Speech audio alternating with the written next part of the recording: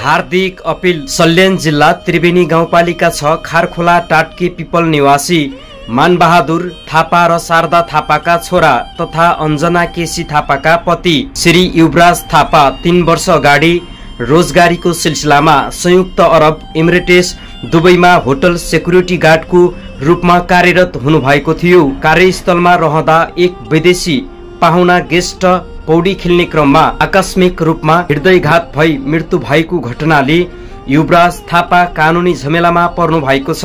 त्यहाँको अदालतले उहाँलाई दोषी ठहर गरी 2 लाख दिराम नेपाली रुपैयाँ करिब 75 लाख ब्लड मनी तिर्नुपर्ने निर्णय गरेको छ। साथै 1 महिनाको जेल सजाय तोकिएको छ। पीडित परिवारको आर्थिक अवस्था अत्यन्तै कमजोर रहेको हुँदा अदालतले तोकेको 75 लाख रुपैयाँ तिर्न असम्भव प्राय छ। यदि तोकिएको समयभित्र सो रकम जुटाउन नसकिए युवराज थापा आजीवन जेल सजाय भोग्न बाध्य हुनेछन्। यसकारण हामी सम्पूर्ण नेपाली आमा बुवा दाजुभाइ तथा दिदीबहिनीहरू सरकारी निकाय समक्ष यथासम्भव आर्थिक सहयोग गरिदिनुहुन हार्दिक अपील गर्दछौं। तपाईको सानो सहयोगले युवराज थापाको जीवनलाई ठूलो राहत प्रदान गर्नेछ। यस घटनाबारे युए दुबईबाट मेघराज अधिकारीले जानकारी गराउनु भएको छ र उहाँले केही रकम संकलन गर्दै हुनुहुन्छ।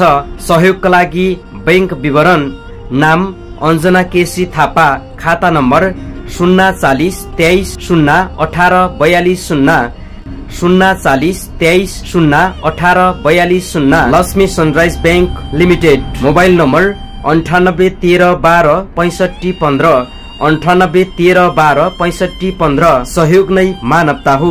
तपाईको सहयोगको अपेक्षा रहनेछ। सल्यानबाट लोकेन्द्र खड्का।